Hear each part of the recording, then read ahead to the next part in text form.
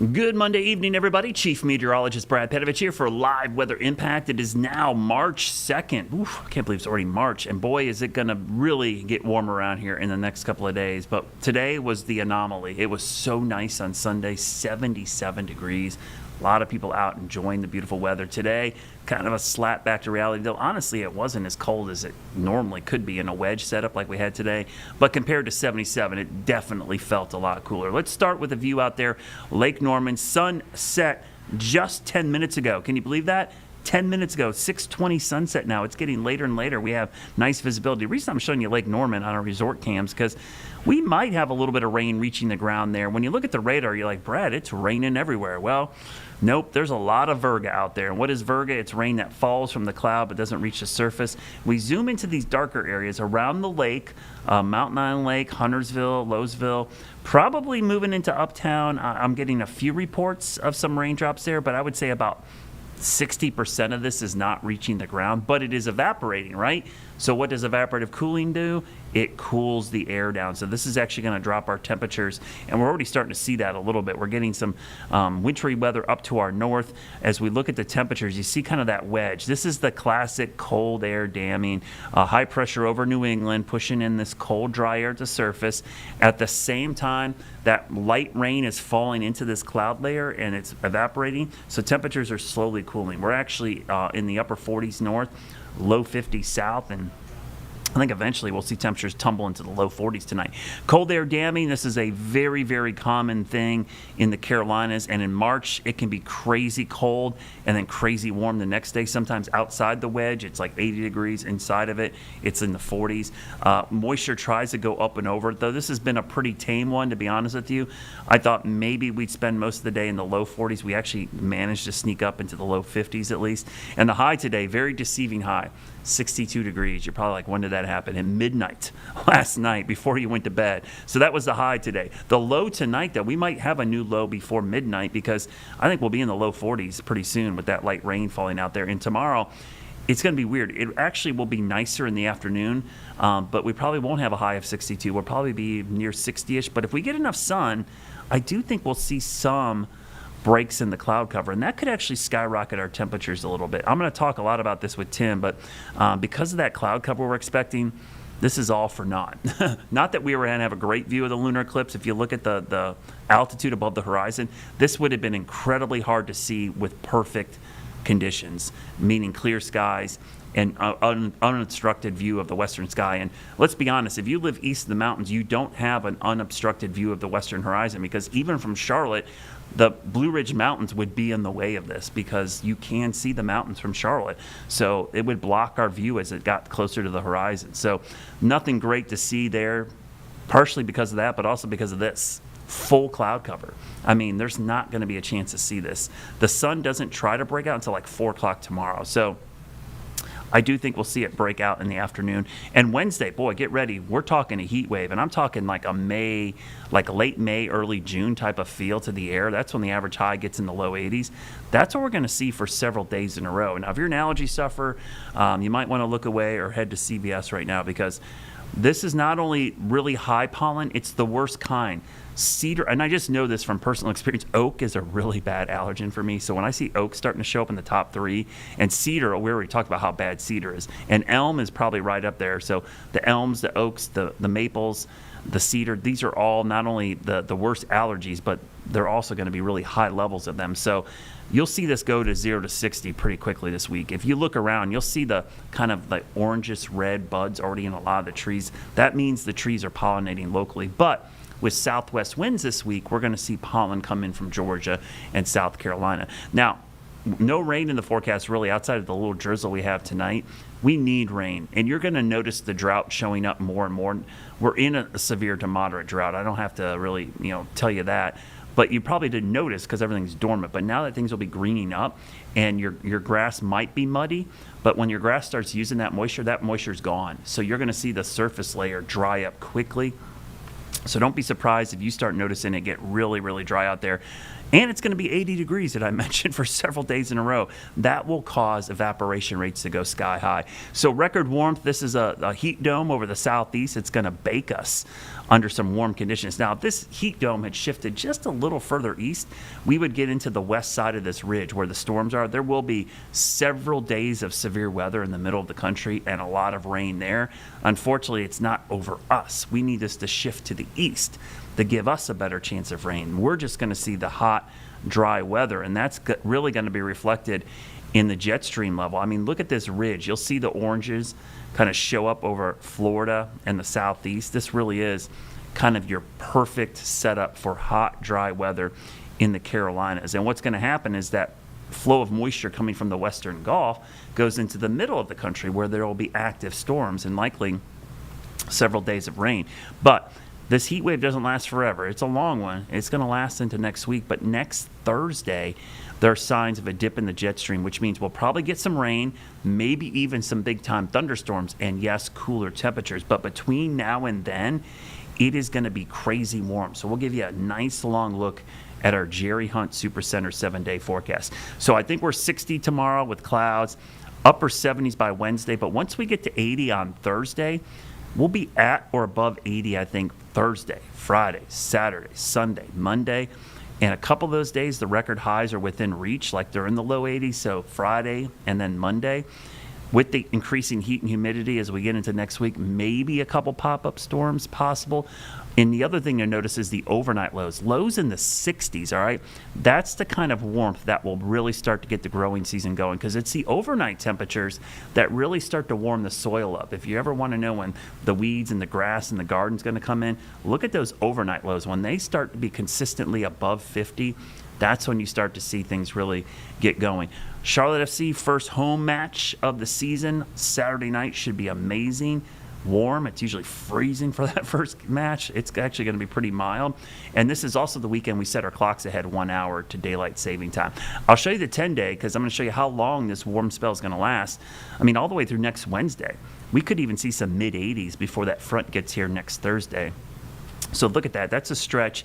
We have 8 out of the 10 days could be around 80 or higher. That's unprecedented really in March. We hit 80 in March all the time, but not for, 8 days in a row or 7 days in a row. I mean, it's pretty crazy to see that. And the fact that we're seeing that kind of heat this early really should kickstart the growing season. As slow as it was initially, I think it's going to go gangbusters here over the next 7 to 10 days. Not a lot of rain in the forecast either. Sunday, Monday, pop-up storms. I think our best chance is going to be that next Thursday, which is the 12th. That's when the 7th. What is that? The March 13th. Sorry, wrong day there. Getting out there towards the end of that 10-day period. That's when we're going to see the chance for some probably pretty good storms there. That's when the pattern changes back to cool. So a lot to talk about today. We'll talk about the eclipse. It's also severe weather preparedness week here in North Carolina. We're going to talk about that. A lot to talk about a winter storm that happened way back when. Tim's going to show you a cool map from then. We'll be joined by Tim Buckley coming up in 2 minutes. So stick around and stay right there.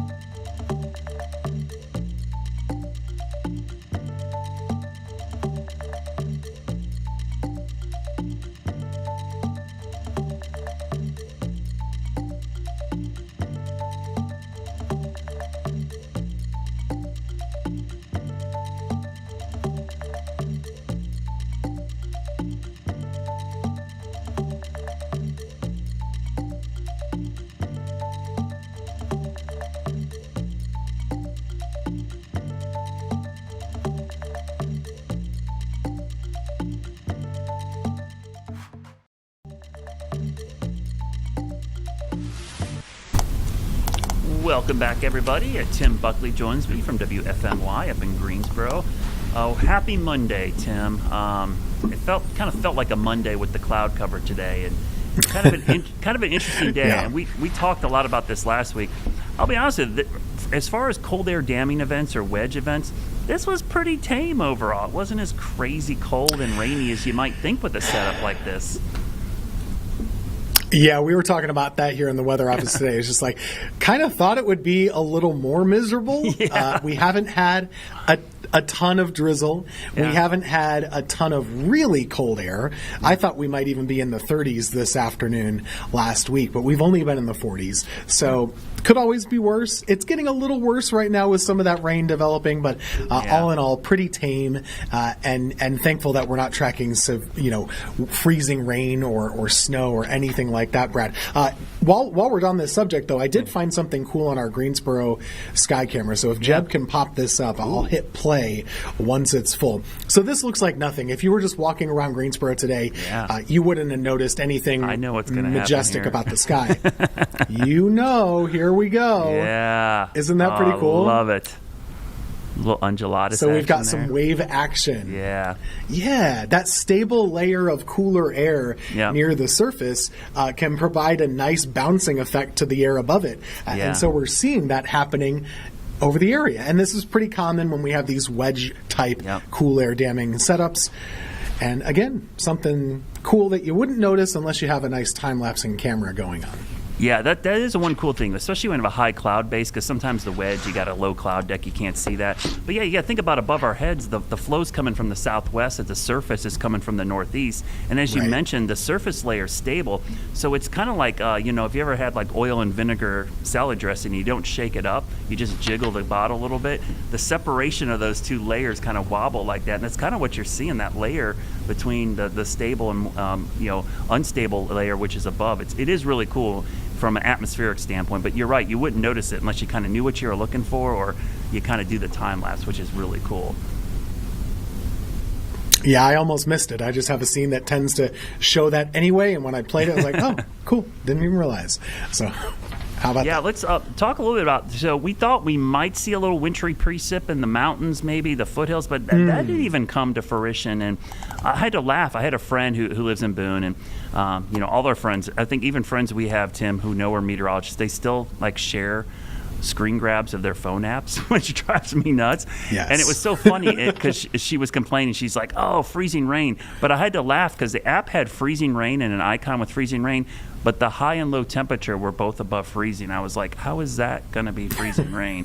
And she was like, oh, yeah, I didn't even notice that. I said, that tells me a lot what that model is trying to do in there. But yeah, it's cold. Don't get me wrong. It looks miserable up there, but I haven't seen any reports of ice. And I just looked at our Boone camera, and it looks dry actually up there, even though it looks more impressive on the radar. Yeah, I think you're right. I think you kind of have to be in Virginia and even Northern Virginia for this event at this point. I saw they had some snowflakes flying in D.C. Again, nothing of super significance, but you're right about Boone. There's just not a lot going on there. I'm sure on some of the mountaintops maybe, but it's pretty bland for the most part. And I guess it just shows you that this time of year, you've really got to have a great setup to get something going. But I'll be honest, I thought with a high pressure as strong as we have right now up in New England, I thought you might be able to crank more cold air in here. It just wasn't really able to lock in well enough, I guess. And plus we were 75 degrees yesterday. Yeah, and it was kind of funny. Remember last week I was showing the European model, and it kind of verified with the moisture being just a little further north and not as far south. So it actually ended up being a little better than the GFS, and kind of showed that out. But yeah, I think the thing was, like you said, the cold air and the dry air just wasn't deep enough, and then the moisture was really lacking. I mean, that would have been helped because we call that an in situ wedge, where the moisture falls into it and actually reinforces the wedge. We didn't really get that either. So we'll see tonight, though. We might be kicking ourselves later when it starts drizzling like crazy and the temperature drops in the low 40s. But tonight might be the worst of it, Tim. I think probably you're right. Overnight might be the worst of this, and that's probably going to be our new low for the day, actually, if that happens before midnight. Yeah, I think so too. And never say never with these things. Boy, have I gotten burned a lot recently with, the clouds will clear out by 10 a.m. We'll see. They might. Didn't happen that way on Saturday. It might not happen that way tomorrow either. I think you got to wait for my area at least, probably till the late afternoon to get some sunshine. Yeah, and as I look at the regional, reflectivity, I see a bunch of new precipitation popping up in Tennessee that's coming in from the west. So we might get a little surge of moisture here late that might help us out a little bit. Certainly, it was weird. Our high today, I had to laugh, and I knew this would happen. Our high was 62, Tim, and I'm like, nobody saw that. It happened at 12:01 a.m. last night. It was last night, and the daytime temperature was in the upper 40s, low 50s. But it is one of those weird days, a backwards day, and that happens with these wedge setups. But let's talk about the flip side of this because as miserable as it could be tonight and maybe early tomorrow, I agree. I think the clouds will be very pesky for the first half of tomorrow, maybe longer. It's going to be quite the turnaround this week. This pattern setting up later this week, Tim, I had to look at the upper level charts and I was like, holy cow, this is like a legit, almost like a heat dome over the southeast that sets up. And it's not a 1 or 2 day warm up. This is like a 7-day stretch of I think we're going to have a couple records fall within this next week or so. I think so too, and you're right. You had a great graphic that basically just highlighted most of the eastern U.S. and said record warmth, possible record warmth, and that's the kind of way that it is. You're going to have basically. I was saying on the news here earlier, if this was the summertime, we'd be talking about high 90s with that kind of a heat wave. This is March, so you're not going to do that, but 80s are possible, and that's enough, right? This is just a perfect warm up, and some numbers that wouldn't mean a lot to a lot of folks, but we're throwing around 580 decameter heights out here in the southeast, so this is unusual to say the least. Yeah, we're probably glad this is March because if this, you're right, this is the middle of the summer. This would be like one of those nasty heat waves where we're all like, oh my gosh, when is this going to end?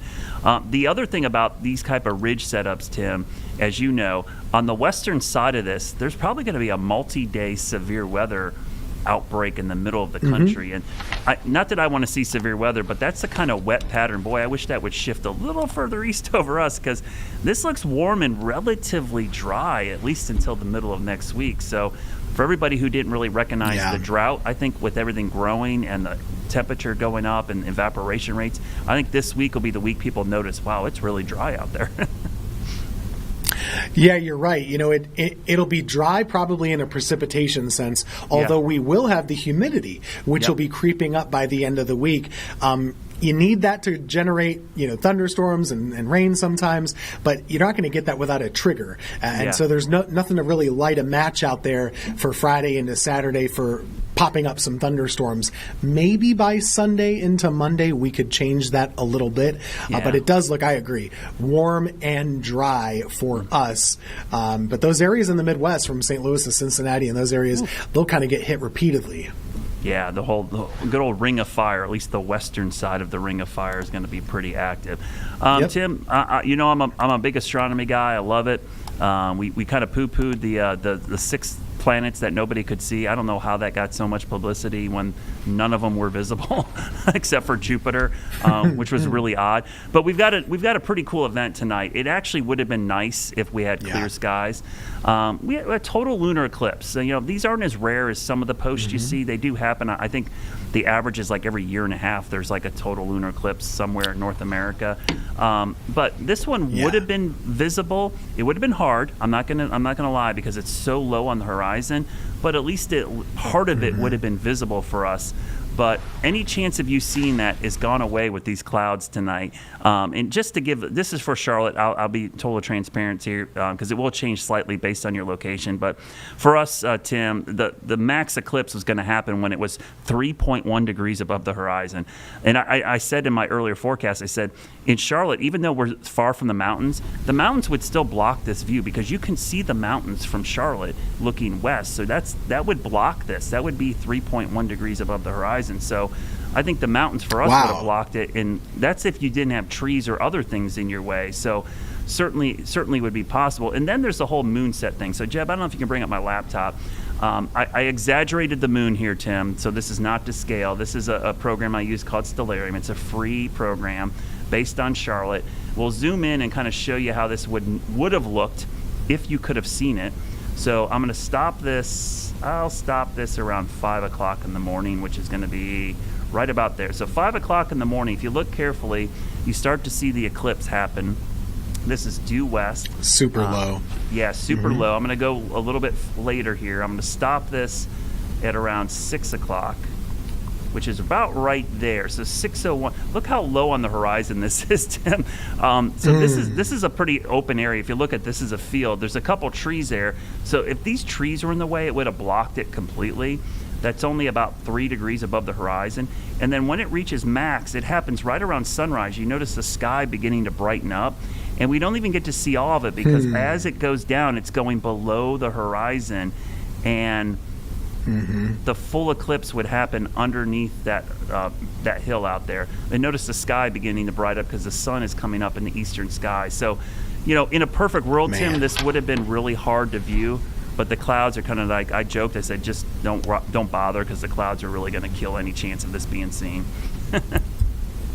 Yeah, it's not worth it this time around. There are times when we have kind of an uncertain cloud forecast where you might have spotty cloud cover. This is not one of those times. No. It is 100% overcast and not much uncertainty at all. So this is not one for us.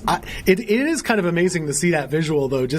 It would be kind of cool to see an eclipse that low in the sky, and I just wonder what it would look like right around the sunrise time frame. That would be pretty unique setting-wise, but thankfully right around this time last year we had another one of these, and I remember getting a pretty good view. So they're not super rare. This is not a once-in-a-lifetime thing, but they're always fun when they happen under a clear sky. Yeah, and just so everybody knows, there will be one visible. It's not a total, but it's like 90% coverage coming up in August. So there will be another one this year. Oh, sweet. And it's like, I already checked that it happens at like 42 degrees above the horizon. So it's going to be nice and high, and so folks will be able to see it. So it should look pretty good. You're right, Tim. The cool thing about the moon low on the horizon, and probably people have noticed this, the moon looks really large when it's near the horizon. It's called the moon illusion because the moon gets related to other objects in the foreground. So it's not technically bigger, it just looks bigger because of where it is, but that would be really cool because you probably have seen a moon rising on the water or over a tree and go, wow, the moon is gigantic. It really is an illusion, but it would look pretty cool. My parents, they live in Carolina Beach, North Carolina, and they always send me the coolest pictures. They're always in tune of when the moon is coming up, when it's full. And it's just kind of that distorted oblong shape almost when it's right there over the ocean. And it just almost looks fake or not what we see without that cool horizon view. So it's always neat to see it if you have the opportunity over the ocean. Yeah, and if you don't believe me, look at our future cast. I'll put this at 6 a.m. tomorrow morning. As you mentioned, Tim, it's not like it's spotty clouds. It's like 100%. And the other thing, it's going to be low clouds. So that's the other double whammy. These aren't high clouds where maybe the horizon, it might be somewhat visible. These would be low. Imagine if we had clear skies and like a fog bank. It would block the view of this as well because you couldn't see through the fog because it's low on the horizon. So there's really no chance that this is going to suddenly go clear and we're going to see it. I'm kind of bummed, but I'm kind of glad too. At least I don't have to talk about it too much more. We are here to throw a wet blanket on all of your astronomical hopes and dreams. We take no pleasure in it. No. Hey, you want to talk about this weird snowstorm from 100 years ago? Yes, and if anybody is out there that actually was alive, you got to text us. Please. Yeah, are you texting us? You got to be like 105 at least to have a memory of this thing. Yeah. 1927, Brad. This is an all-timer for parts of the Carolinas. Greensboro is one of those. It's our number one on record. Charlotte looks like you got about 13.3 inches here. But Eric Webb, one of those meteorologists who does a great job chronicling the snowstorms throughout history, has this cool map for us. And a lot of work goes into putting these things together, especially back then when you have limited data. But it looks like there's a 2-foot swath. This would include places like Asheboro, over towards Sanford, maybe Fayetteville as well, around 2 feet. And then you get over toward places like Goldsboro and Wilson, where the rumors are about 30 to maybe even higher inches of snowfall over that way. Just kind of a crazy map to look at. And the fact that this is documented so long ago is always kind of fascinating to me. And a lot of this happened on one day. Some folks, it spanned a midnight time frame, lasting into March 3rd. But March 2nd is the big day for a lot of folks. Yeah, that 13.3 for Charlotte, that is our third biggest snowstorm on record here. Number 1 and 2 are actually from 1902, so even older than this one. You're right, Tim. It's hard to get data from these time frames, so what you got to go is back and look at like basically handwritten stuff and even newspaper articles to get some of these totals. So, that's a storm. I think if we had this in 2026 or 2027, people would go crazy. I mean, 30 to 40 inches of snow is insane. We are in the first week of March, Tim, and I would be remiss if we didn't talk about Severe Weather Preparedness Week. It's Severe Weather Preparedness Week in North Carolina. We kind of go over some of the things for severe weather, and it really is a good idea. Since we don't have severe weather in the forecast, Tim, it's always a really good idea for people to get ready and prepare for now, for when there is one down the road. Our Becca Birdsall did a great story today about getting ready for the first day of Preparedness Week. A thunderstorm is any storm that produces lightning and thunder. In North Carolina, we average about 40 to 50 thunderstorm days each year, especially in the spring and summer. Most bring heavy rain and gusty winds. According to the National Weather Service, about 10% become severe.